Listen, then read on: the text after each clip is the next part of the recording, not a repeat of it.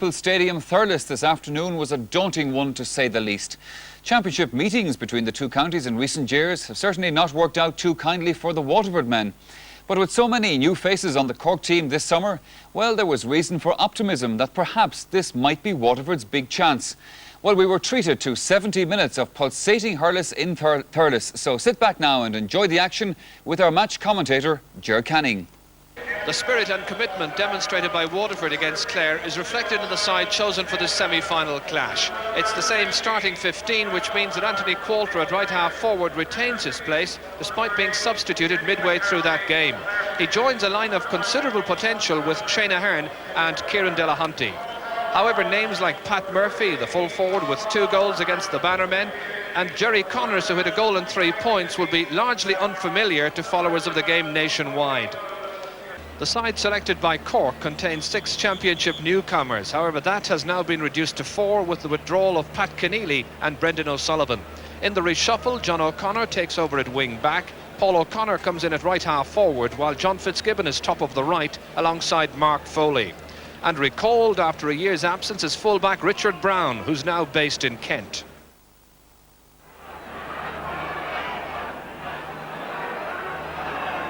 Referee wanting everybody back, and it's Waterford's captain Shane Ahern who won the toss and opts to play from right to left in the first half. And straight away the referee calling over one of the midfielders, and there's a battle developing in midfield. Teddy McCarthy, and in there as well I can see Noel Crowley being involved, and the referee calls him across. So an angry exchange right from the throw-in that time. Well, they were jostling around as we watched the bench here. John Doyle looking on at proceedings, and it's going to be a throw ball. So a very negative start to the game. This time it's Kieran Delahunty who gets it upfield. Dennis Mulcahy of Cork taking it out of defence, knocking it forward, following it up himself. There's support there from John Griffin, one of the 4 championship newcomers this afternoon for Cork. Down towards Mark Foley, another. Cut out, however, by Peter Welch for Waterford. Back as far as Griffin outside the 65-metre line, well held by the goalkeeper. Jimmy Power making the clearance. Teddy McCarthy going towards it. Receiving a belt to the face. Kieran Delahunty is the player whom the referee is indicting, I think. And he's calling him across. And Kieran Delahunty has his name recorded by the referee. Outside the 45-metre line. And that's tailed away to the right and wide. In spite of the experimental nature of this Cork side, they remain the popular fancy. Jimmy Power's puck out. Dennis Walsh going towards it.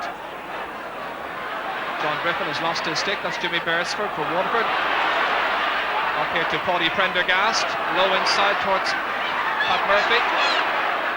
Across to Shane Ahern from Coulter. And Waterford have taken the lead. Shane Ahern is the scorer. A nice build-up and a good finish. Ger Cunningham here, the only link with the last Cork team to beat Waterford in a Munster final. Tony O'Sullivan was a sub that day. That was 1983. O'Sullivan beaten. Beresford. Straight at Jim Cashman. Stopped in there.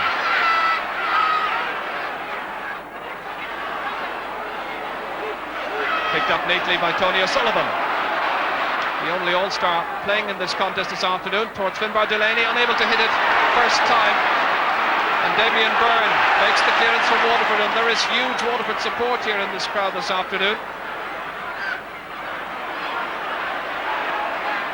Dennis Walsh, pursued by Billy Sullivan, getting it as far as John Griffin, crossing his own 65-metre line, kicking it forward, down towards Tony O'Sullivan once again, who seems to have switched positions. Lobbing it in towards John Fitzgibbon and Mark Foley. It comes down to Delaney. Oh, it's gone off a Waterford stick and it's gone out for a 65. When that ball broke down, Mark Foley was there with John Fitzgibbon. It broke back to Finbar Delaney, who almost thought he'd got his opening goal for Cork. Damien Byrne taking the puck out towards Shane Ahern at centre forward, tussling with Dennis Walsh, knocking it on towards Billy Sullivan. A race for possession with Christy Connery. Across it comes towards Jerry Connors. Back to Kieran Delahunty. And he's put it over the bar for his own second point. And now we can say that the entire half-forward line has scored from play. 4 points to 1 the position. John O'Connor over there with Anthony Coulter. That comes back to Dennis Walsh at centre half back. Towards Finbar Delaney. Beaten by Peter Welch of Waterford. And a Cork sideline ball. Here's Tony O'Sullivan. Neat cut in towards Mark Foley. Breaks down to Finbar Delaney again. That's gone off the stick of the goalkeeper and over the bar. His second chance for a goal, saved by the goalkeeper, Jimmy Parr. Well, there was a lovely bit of style in the way he hit that one, and the goalkeeper equal to it. It's 4 points to 2. So Finbar Delaney, Cork's only scorer so far in the match, is now 12 minutes old. Dennis Walsh beaten for it by Shane Ahern, a determined burst forward, showing initiative. Out to Connors. And he's put it about a yard wide of that left-hand post. But again, it was a nice build-up and a good pass outside to him.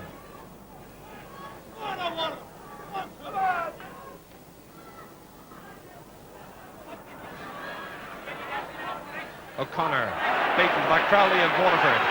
Shane Ahern hand passes it forward to Anthony Coulter, showing his pace. And his finish. A second point for the Ballygunner man. Anthony Coulter is the scorer, and it's 5 points to 2.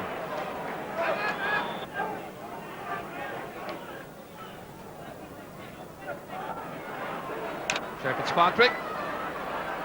John Fitzgibbon played in the Munster final of '86. Mark Foley on his championship debut, teeing himself up for this one.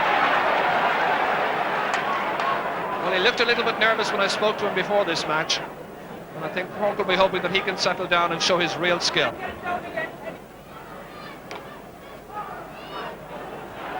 Teddy McCarthy with a second fine catch. Nice anticipation getting into the space.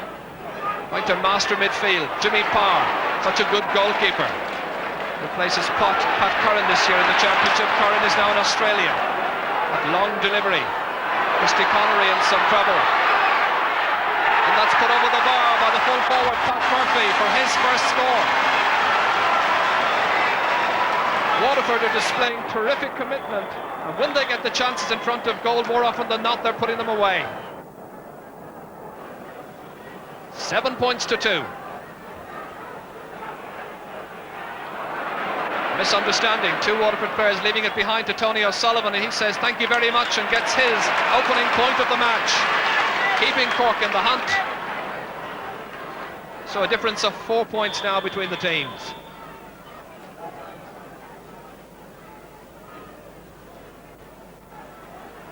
Shane Ahern doing well, getting there ahead of his man, setting up the inside forwards like Murphy here.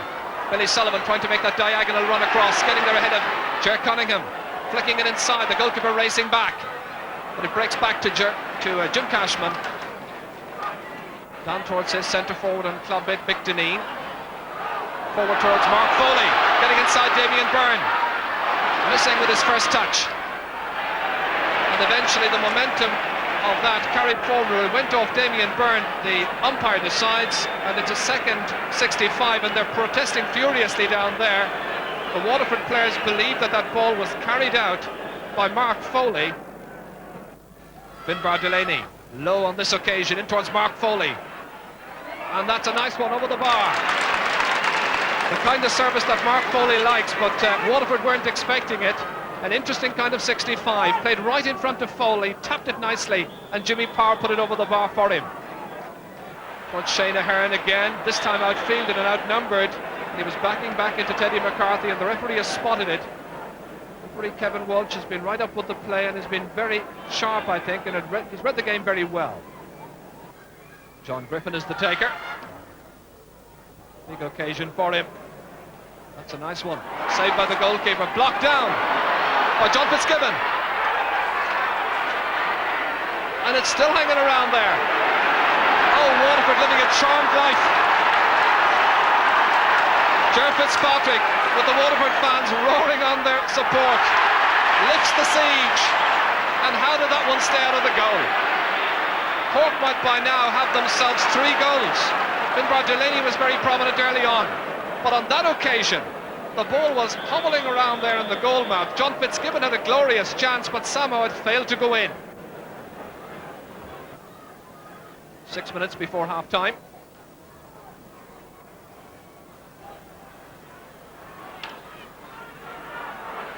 Paudie Prendergast nudging it forward towards Billy Sullivan. Giving Christy Connery quite a busy afternoon out there. This is Noel Crowley.